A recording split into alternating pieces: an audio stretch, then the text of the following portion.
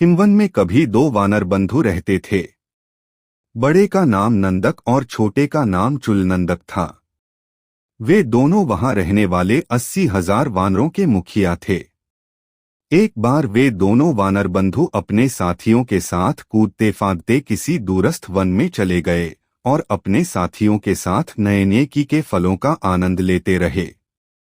उनकी बूढ़ी माँ भी थी, जो वृद्धावस्था में कूद फांद नहीं कर सकती थी, इसलिए वह हिमवा के वन में ही रहा करती थी। दोनों ही वानर बंधु अपनी माता का भरपूर ध्यान भी रखते थे। अतः वे नए वन से भी अपने अनुचरों के हाथों अपनी माता के लिए फलादि भिजवाते रहे। कुछ दिनों के बाद जब दोनों वानर बंधु हिमवा स्थित अपने घर पहुंचे तो उन्होंने अपनी माता को कंकाल के रूप में पाया। वह बिल्कुल हड्डी की ठठरी बन चुकी थी। उसने कई दिनों से कुछ भी नहीं खाया था। उनके द्वारा भेजे गए फल भी उस बूढ़ी और रुग्ण माता तक नहीं पहुंचा थे, क्योंकि साथी बंदरों ने वे फल रास्ते में ही चट कर लिए थे।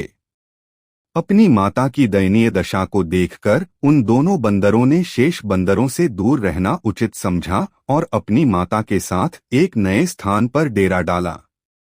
एक दिन उस वन में एक शिकारी आया। उसे देखते ही दोनों वानर पेड़ के घने पत्तों के पीछे छुप गए, किंतु उनकी वृद्धा माता, जिसे आंखों से भी कम दिखता था, उस व्याध को नहीं देख सकी। व्याध एक ब्राह्मण था जो कभी तक्षशिला के विश्वविख्यात गुरु पराश्रिय का छात्र रह चुका था, किंतु अपने अवगुणों के कारण वहां से निकाला जा चुका था। जैसे ही व्याध की दृष्टि बूढ़ी बंदरिया पर पड़ी, उसने उस पर तीर से मारना चाहा। अपनी माता के प्राणों की रक्षा हेतु नंदक कूदता हुआ व्याध के सामने आ खड़ा हुआ और कहा, हे व्याध, तुम मेरे प्राण ले लो मगर मेरी माता का सहार न करो। व्याध ने नंदक की बात मान ली और एक ही तीर में उसे मार डाला। दुष्ट व्याध ने नंदक को दिए गए वचन का उल्लंघन करते हुए फिर से उस बूढ़ी मरकटी पर तीर का निशाना लगाना चाहा। इस बार छोटा भाई चुलनंदक कूदता हुआ उसके सामने आ खड़ा हुआ। उसने भी अपने भाई की तरह व्याध से कहा, हे व्याध, तू मेरे प्राण ले ले मगर मेरी माता को न मार। व्याध ने कहा, ठीक है, ऐसा ही करूंगा, और देखते ही देखते उसने उसी तीर से चुलनंदक को भी मार डाला। फिर अपने वचन का पालन न करते हुए उसने अपने तरकश से एक और तीर निकाला और बूढ़ी मरकटी को भी भेद डाला।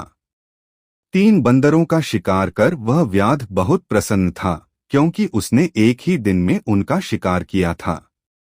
यथाशीघ्र वह अपने घर पहुंचकर अपनी पत्नी और बच्चों को अपना पराक्रम दिखाना चाहता था। जैसे ही वह अपने घर के करीब पहुंच रहा था, उसे सूचना मिली कि एक वज्रपात से उसका घर ध्वस्त हो चुका था और उसके परिवार वाले भी मारे जा चुके थे। अपने परिजनों के वियोग को उसके मन ने नहीं स्वीकारा। फिर भी विस्मय और उन्माद में दौड़ता हुआ वह अपने तीर, शिकार व अपने कपड़ों तक छोड़ जैसे ही अपने जले हुए घर में प्रवेश किया तो एक जली हुई बॉंस भरभरा कर गिर पड़ी और उसके साथ उसके घर के छत का बड़ा भाग ठीक उसके सिर पर गिरा और तत्काल उसकी मृत्यु हो गई। बाद में कुछ लोगों ने उपर्युक्त घटनाचक्र का आंखों का वृतांत सुनाया। उनका कहना था कि ज्यों ही व्याध ने अपने घर में प्रवेश किया, धरती फट गई और उसमें से आग की भयंकर लपटें उठीं, जिसमें वह स्वाहा हो गया। हाँ, मरते वक्त उसने तक्षशिला के गुरु की यह बात अवश्य दोहराई थी।